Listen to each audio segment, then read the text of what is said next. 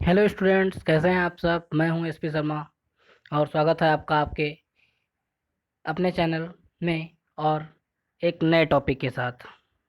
आज हम बात करेंगे वंशागति का क्रोमोसोम सिद्धांत या गुणसूत्रवाद के विषय में। वंशागति का क्रोमोसोम सिद्धांत और गुणसूत्रवाद क्या होता है, इसके विषय में हम जानेंगे। तो इसमें सबसे पहले हम बात करेंगे क्रोमोसोम थ्योरी की, अर्थात वंशागत में क्रोमोसोम सिद्धांत की। क्रोमोसोम, जैसा कि आप सभी जानते हैं कि हमारे प्रत्येक कोशिका के पास एक केंद्रक होता है और उस केंद्रक में अर्थात न्यूक्लियस में, जिसकी खोज रॉबर्ट ब्राउन ने की थी, उसमें एक थ्रेड लाइक स्ट्रक्चर अर्थात धागेनुमा संरचना होती है, जिसे हम क्रोमोसोम कहते हैं या डीएनए कहते हैं। और वो डीएनए अर्थात डीऑक्सी एसिड हमारे लिए आनुवांशिक पदार्थ की तरह कार्य करता है। अब इसमें सबसे पहले हम बात करेंगे क्रोमोसोम सिद्धांत में। कार्ल नगेली ने सन 1842 में कोशिका विभाजन का अध्ययन किया तथा केंद्रक के आगे केंद्रक में धागेनुमा संरचनाओं को देखा। फ्लेमिंग ने सन 1879 में माइटोटिक कोशिका विभाजन में गुणसूत्रों की गति का वर्णन किया। इसके बाद सन 1888 में वाल्डेयर ने गहरे रंग की इन धागेनुमा रचनाओं को गुणसूत्र नाम दिया और वाल्टर सटन तथा थियोडोर वोवरी ने सन 1902 में युग्मक जनन तथा निषेचन की महत्वपूर्ण घटनाओं का भी वर्णन किया। सटन तथा वोवरी ने निम्नलिखित तथ्यों के आधार पर युग्मक जनन तथा निषेचन के अंतर्गत मेंडल के कारकों अर्थात जिनको बाद में जीन कहा गया तथा गुणसूत्रों के व्यवहार में समानता भी स्थापित की। अर्थात जब सबसे पहले न्यूक्लियस के अंदर एक धागेनुमा संरचना देखा गया, उससे पहले हम उसे सिर्फ ऐसे ही एक धागेनुमा संरचना समझते थे, किंतु कार्ल नगेली ने उसका अध्ययन किया तथा वाल्टर फ्लेमिंग ने 1879 में माइटोटिक डिवीजन के दौरान गुणसूत्रों की गति को देखा और बाद में 1888 में वाल्डेयर ने और वाल्डेयर ने इन्हीं धागेनुमा संरचनाओं को गुणसूत्र का नाम दिया, जिनके अनुसार हमें आनुवांशिक स्थानांतरण होता है अर्थात माता पिता के लक्षण संतानों में पहुंचते हैं। नेक्स्ट, यदि हम चर्चा करें मेंडेलियन कारक तथा गुणसूत्र में व्यवहार में समांतरता। सबसे पहले हम बात करेंगे मेंडेलियन कारक के साथ गुणसूत्र की, दोनों में क्या समांतरता है। तो सबसे पहले मेंडेलियन कारक में दैहिक कोशिकाओं में जो गुणसूत्र होते हैं या जो इनके कारक होते थे वो जोड़ों के रूप में रहते थे, और जबकि गुणसूत्र भी जोड़ों के रूप में ही होते हैं। ये दोनों के रूप में समानता पाई जाती है। नेक्स्ट, युग्मक निर्माण के समय एक जोड़े के दोनों एलील इस प्रकार विसंयोजित होते हैं कि एक युग्मक में केवल एक ही एलील पहुंचता है। अर्थात जो समानता के हमने देखा था, एलील अर्थात जो समयुग्मी होते थे अर्थात कैपिटल टी हो गया या स्मॉल टी हो गया, ऐसे ही जब हम समान लक्षणों की बात करते थे वो तो एलील कहलाते थे और ये एलील अगली पीढ़ी में पहुंचते हैं। ऐसे ही जब हम गुणसूत्र में बात करेंगे तो गुणसूत्र एक युग्मक निर्माण के समय प्रत्येक गुणसूत्र युगल के दोनों गुणसूत्र भी अलग अलग संतति कोशिकाओं में विसंयोजित होते हैं। और यह पृथक्करण के नियम से, जिसे आपने इससे पहले के वीडियो में पढ़ा था, पृथक्करण का नियम अर्थात जिसमें दूसरी पीढ़ी में पहुंचने के दौरान सभी लक्षण पृथक हो जाते थे, उसमें यह पहुंचते हैं। नेक्स्ट, विभिन्न दैहिक लक्षणों में संबंधित कारक या जीन युगल एक दूसरे से स्वतंत्र विसंयोजित होते हैं, जबकि एक जोड़े के गुणसूत्र दूसरे जोड़े के गुणसूत्रों में स्वतंत्र विसंयोजित होते हैं और यह स्वतंत्र व्यूहन के नियम से भी प्रमाणित हुआ है।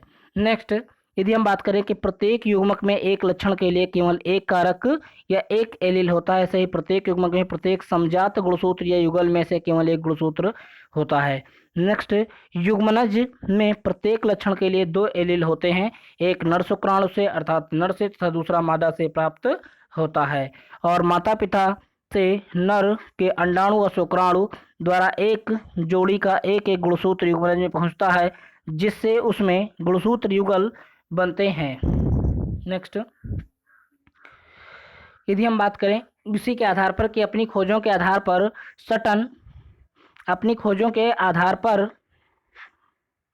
सटन ने गुणसूत्रों एवं मेंडल की आनुवांशिक कारकों के व्यवहार में समानता की व्याख्या की और वंशागति की गुणसूत्रों या गुणसूत्री मत या क्रोमोसोम सिद्धांत का प्रतिपादन किया। और टी.एच. मॉर्गन, जिन्होंने ड्रोसोफिला पर अपना प्रयोग किया था, ने इस सिद्धांत की पुष्टि की और इस सिद्धांत के मुख्य विशेषताएं भी बताई। सबसे पहला, द्विगुणित युग्मनज में उत्पन्न सभी दैहिक कोशिकाएं द्विगुणित होती हैं। दैहिक कोशिकाएं अर्थात ऐसी कोशिकाएं जो हमारे शारीरिक निर्माण में सहायता करती हैं, जिनका लैंगिक लक्षण से कोई संबंध नहीं होता है, उन्हें हम दैहिक कोशिकाएं कहते हैं। नेक्स्ट, प्रत्येक द्विगुणित दैहिक कोशिका में गुणसूत्र जोड़ों या युगल के रूप में होते हैं। इनमें से प्रत्येक गुणसूत्र एक समूह माता से अंडाणु तथा दूसरा गुणसूत्र समूह पिता से शुक्राणु द्वारा प्राप्त होता है, अर्थात एक लक्षण माता से तथा एक लक्षण पिता से आकर एक एलील के रूप में लक्षण संयुक्त होते हैं। नेक्स्ट, दोनों समान गुणसूत्र समान समजात गुणसूत्र युगल बनाते हैं। नेक्स्ट, प्रत्येक गुणसूत्र पर विशिष्ट मेंडेलियन कारक या जीन उपस्थित होते हैं और गुणसूत्र पर जीन्स जो होते हैं वो पंक्तिबद्ध होते हैं। आपने जीन्स के विषय में सुना होगा कि एक यदि हम किसी माला को देखें तो इनमें छोटी छोटी मोतियों के रूप में ऐसे जीन्स उपस्थित होते हैं और एक जीन्स जो होता है वो एक प्रोटीन के रूप में होता है और वह एक जीन्स एक प्रोटीन के रूप में होता है जो एक लक्षण के लिए उत्तरदायी होता है और एक जीन्स के माध्यम से एक लक्षण हमारे पीढ़ी दर पीढ़ी स्थानांतरित होता रहता है। नेक्स्ट, यदि हम चर्चा करें लिंग निर्धारण की, लिंग निर्धारण जिसे आपने हाई स्कूल में भी पढ़ा था, सेक्स डिटर्मिनेशन कहते हैं। लिंग निर्धारण अर्थात जिसके कारण लिंग का निर्धारण होता है कि कौन मेल है कौन फीमेल है, जिसके माध्यम से हम बताते हैं उसे क्या कह देते हैं, हम लिंग निर्धारण कह देते हैं। केवल कुछ निम्न श्रेणी के प्राणियों के अतिरिक्त सभी प्राणियों में नर तथा मादा जननांग अलग अलग पाए जाते हैं। कुछ प्राणी समूहों में इन नर व मादा प्राणियों को बाहर से देखकर पहचाना जा सकता है। जीवों में लिंग भी एक मेंडेलियन लक्षण की भांति वंशागत होता है। एक जोड़े गुणसूत्र लिंग का निर्धारण करते हैं, इसे लिंग निर्धारण का गुणसूत्र सिद्धांत कहते हैं। मैकलंग ने 1902 में लिंग निर्धारण का गुणसूत्री सिद्धांत प्रस्तुत किया। लिंग निर्धारण अर्थात जिसके माध्यम से हम कह सकते हैं, जिसके माध्यम से हम किसी मेल या फीमेल में आसानी से अंतर बता सकते हैं, उसे क्या कह देते हैं, हम लिंग निर्धारण होता है। यह बाहर से अर्थात फिनोटाइपिक कैरेक्टर होता है जिसके माध्यम से हम नर और मादा में अंतर कर सकते हैं। अब सबसे पहले इसके विषय में हम चर्चा करेंगे लिंगी गुणसूत्र अर्थात लिंगी गुणसूत्र कितने प्रकार के पाए जाते हैं। समस्त पृथक लिंगी अर्थात एक लिंगी जीवधारियों की कोशिकाओं में दो प्रकार के गुणसूत्र होते हैं। एक को हम ऑटोसोमिक या कायिक गुणसूत्र कहते हैं और दूसरे को एलोसोम्स या हेट्रोसोम्स या लिंग गुणसूत्र कहते हैं। अर्थात कायिक गुणसूत्र या ऑटोसोम्स उन्हें कहते हैं केवल दैहिक गुणसूत्रों के जीन्स जिन स्थित होते हैं उन्हें हम ऑटोसोम्स कहते हैं। अर्थात जिन गुणसूत्रों के माध्यम से हमारे शारीरिक निर्माण होता है या शरीर का निर्माण होता है उन्हें हम ऑटोसोम्स या कायिक गुणसूत्र कहते हैं।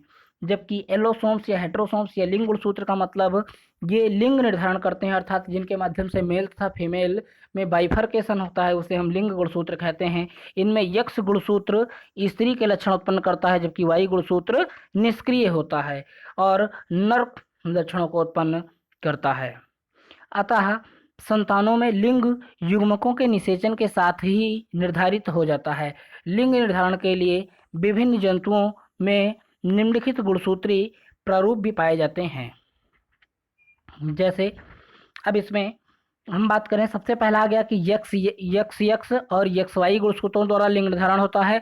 जैसे ड्रोसोफिला में यक्स और वाई के द्वारा लिंग निर्धारण होता है, मनुष्यों में यक्स और वाई के द्वारा लिंग निर्धारण होता है, पक्षियों में इसी तरह वाई WZ और ZZ प्रकार का लिंग निर्धारण होता है और मधुमक्खी में मादा द्विगुणित होती है जबकि नर जो होते हैं वो अगुणित होते हैं। अर्थात मादा जो होती है उनकी ये फर्टिलाइजेशन के बाद बनती है जबकि पार्थिनोजेनेसिस क्रिया के द्वारा नर का निर्माण हो जाता है। अब हम चर्चा करेंगे ड्रोसोफिला। ड्रोसोफिला में यक्स या यक्स वाई प्रकार का लिंग निर्धारण होता है। ड्रोसोफिला में गुणसूत्रों के 4 जोड़े होते हैं जिनमें से प्रत्येक जोड़ी ऑटोसोम्स नर व मादा में एक समान होते हैं तथा एक जोड़ी लिंग गुणसूत्र अर्थात सेक्स क्रोमोसोम एक जोड़ी होते हैं, यक्स तथा वाई होते हैं।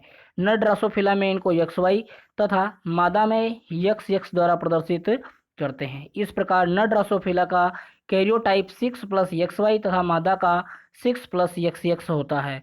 मादा द्वारा उत्पन्न समस्त अंडाणु एक समान अर्थात 3x 3+X ये इनका गैमीट्स है किंतु नर द्वारा उत्पन्न शुक्राणुओं में 3+X ये इनका युग्मक है और 3+Y गुणसूत्र होते हैं और ये समान संख्या में होते हैं। नेक्स्ट, जब हम इनका क्रॉस कराते हैं तो जैसे मेल हो गया जिसका 6+XY होता है और फीमेल 6+XX होता है। जब हम इनका इस मेल में स्पर्म की बात करते हैं तो 3+X और 3+X दो गैमीट्स इसमें मिल जाते हैं और 3+X 3+Y ये मेल के गैमीट हो गए, जबकि 3+X और 3+X ये ओवम द्वारा प्राप्त हुए और फीमेल के गैमीट हो गए। जब इनका हम क्रॉस कराते हैं तो हमें 50% मेल तथा 50% फीमेल प्राप्त होती है। यहाँ पर क्रॉस दिखाया गया है जिसे आप सभी ध्यान से देख सकते हैं। ये स्पर्म के लिए हो गया और ये ओवम के लिए। ड्रोसोफिला में लिंगी गुणसूत्र निर्धारण के पश्चात 50% मेल तथा 50% फीमेल प्राप्त होते हैं। नेक्स्ट, मनुष्यों में XX XY प्रकार का लिंग निर्धारण अर्थात XX XY type of sex determination in human beings. अब ह्यूमन बींग्स में यदि हम लिंग निर्धारण की बात करें तो आप सभी जानते हैं कि मेल में XY होता है, जबकि फीमेल का गुणसूत्र या क्रोमोसोम XX होता है। अर्थात इनके माध्यम से हम एक बात और कह सकते हैं कि जो फीमेल्स होती हैं उनमें टोटल नंबर ऑफ क्रोमोसोम 46 होते हैं जो मेल और फीमेल दोनों में होते हैं। इसी तरह 22 पेयर ऑफ क्रोमोसोम दोनों में समान होते हैं, अर्थात मेल और फीमेल में 22 पेयर ऑफ क्रोमोसोम बिल्कुल समान होते हैं, जबकि last pair of chromosome different होता है। और जो last pair of chromosome different होता है वो फीमेल में XX तथा मेल में XY होता है। सेम विधि में इसी की बात करें तो फीमेल में 23 पेयर ऑफ क्रोमोसोम जो होते हैं वो XX ही मान लिए जाते हैं, जबकि फीमेल में 23 पेयर क्रोमोसोम XX नहीं होते हैं। मेल में 22 पेयर क्रोमोसोम X होते हैं और लास्ट पेयर क्रोमोसोम XY होता है। अब इसी प्रकार यदि हम मनुष्यों में लिंग निर्धारण की बात करें तो आप यहाँ से देखें कि मनुष्य की जनन कोशिकाओं में 46 गुणसूत्र होते हैं। इनमें से 22 जोड़ी नर तथा मादा दोनों में समान होते हैं, अतः इन्हें ऑटोसोम्स कहते हैं। स्त्री में प्राचीन जोड़ा, प्राचीन का मतलब जो अगला जोड़ा होता है 23 पेयर होता है वह समान गुणसूत्रों वाला ही होता है, किंतु पुरुषों में 23वें जोड़े में गुणसूत्र असमान होते हैं, अतः इन्हें हेट्रोसोम्स या एलोसोम्स भी कहा जाता है। 23वें जोड़े के गुणसूत्र लिंग गुणसूत्र भी कहलाते हैं। स्त्री में 23वें जोड़े के गुणसूत्रों को XX द्वारा प्रदर्शित किया जाता है और पुरुषों में जो 23वां गुणसूत्र होता है वह एक लंबा तथा दूसरा छोटा होता है, जिन्हें XY द्वारा प्रदर्शित किया जाता है। अब युग्मनज के समय अर्धसूत्री विभाजन द्वारा युग्मकों का निर्माण होता है और युग्मकों के में गुणसूत्रों की संख्या अगुणित रह जाती है, अर्थात युग्मक में प्रत्येक जोड़े का एक ही गुणसूत्र होता है। इस प्रकार स्त्री में बने हुए सभी युग्मक 22+X जो युग्मक ये स्त्री द्वारा प्राप्त हुए 22+X समान होते हैं, जबकि पुरुषों में 22+X और 22+Y गुणसूत्र बनते हैं। निषेचन के समय नर से प्राप्त Y गुणसूत्र वाला X गुणसूत्र वाला अंड से मिलकर इनके फलस्वरूप बने युग्मनज में 44+XY और 44+XX और 44+XY गुणसूत्र हो सकते हैं। अर्थात लिंग का निर्धारण निषेचन के समय ही शुक्राणु के गुणसूत्र के आधार पर हो जाता है, क्योंकि लिंग गुणसूत्र के अनुसार बनने वाले युग्मनज निम्नलिखित प्रकार से नर या मादा शिशु में विकसित होते हैं। यदि नर है तो यहाँ पर नर रहेगा 44+XY यह नर का लक्षण है और 44+XX यह मादा का लक्षण है। सेम इसी प्रकार मनुष्य के अतिरिक्त XY लिंग गुणसूत्र अनेक प्राणियों में पाए जाते हैं। जीवधारियों में लिंग निर्धारण मेंडल के नियम के अनुसार होता है। नेक्स्ट, यदि हम मनुष्यों में लिंग धारण के लिए क्रॉस देखें तो यहाँ पर एक नर लक्षण हो गए और यहाँ पर मादा लक्षण हो गए। नर अर्थात जिनका पेरेंटल कारक XX है XY होता है और मादा जिनका पेरेंटल कारक XX होता है। अब यदि हम इनके युग्मकों की बात करें तो यहाँ पर X और Y अलग अलग खंडों में विभक्त हो जाते हैं और मादा X तथा X में विभक्त हो जाती है। जब नर के X का संकरण मादा के X से कराया जाता है तो हमें XX प्राप्त होता है। इसी तरह जब एक X का संकरण दूसरे X के साथ या मादा के साथ कराया जाता है तो हमें XX भ्रूण ही प्राप्त होते हैं। अर्थात जब कोई नर में X लिंग गुणसूत्र मादा के किसी भी गुणसूत्र से क्रॉस करती है तो चांसेज लड़की के ही होते हैं, अर्थात लड़की का ही निर्माण होता है। इसी प्रकार जब नर कावाई किसी भी मादा के साथ संकरण करता है तो संतान में लड़का ही उत्पन्न होता है, अर्थात एक्स वाई और एक्स वाई हमें लड़का ही निर्धारित हो जाता है। नेक्स्ट, पक्षियों में इसी प्रकार WZ प्रकार का लिंग निर्धारण होता है। इसमें नर समयुग्मकी होते हैं। समयुग्मकी अर्थात समान प्रकार के युग्मक नरों में पाए जाते हैं या केवल एक ही प्रकार के गुणसूत्र Z वाले युग्मक बनाते हैं। मादा युग्मक दो प्रकार के होते हैं, W गुणसूत्र वाले तथा Z गुणसूत्र वाले। W गुणसूत्र वाले अंडों में निषेचन से मादा तथा Z गुणसूत्र वाले अंडों में निषेचन से नर का निर्माण होता है। यहाँ पर इनमें उल्टा होता है। नेक्स्ट, यदि मधुमक्खी की बात करें तो मधुमक्खी के बारे में आपने पढ़ा कि मधुमक्खी में मादा द्विगुणित तथा नर अगुणित होते हैं। मधुमक्खियाँ, वैस्प, चींटियाँ तथा कुछ अन्य हाइमेनोप्टेरन्स में 3 प्रकार के जीव होते हैं। जैसे सबसे पहले इनमें द्विगुणित रानियां होती हैं। वे पूर्ण विकसित द्विगुणित मादा जीव हैं जो निषेचित अंडों से विकसित होती हैं। द्विगुणित श्रमिक ये डिप्लॉयड वर्कर्स होते हैं। ये भी निषेचित अंडों से विकसित द्विगुणित मादा हैं, किंतु इनमें जनन अंग नहीं होते हैं। और थर्ड, अगुणित ड्रोन या नर, ये हैप्लॉयड होते हैं, अर्थात ये अनिषेक जन्म द्वारा अगुणित या अनिषेचित अंडों से विकसित होते हैं। ये सक्रिय नरजीव होते हैं। नेक्स्ट, अब हम अगले टॉपिक में सहलग्नता एवं जीन विनिमय की चर्चा करेंगे। So thank you students, thank you for watching video.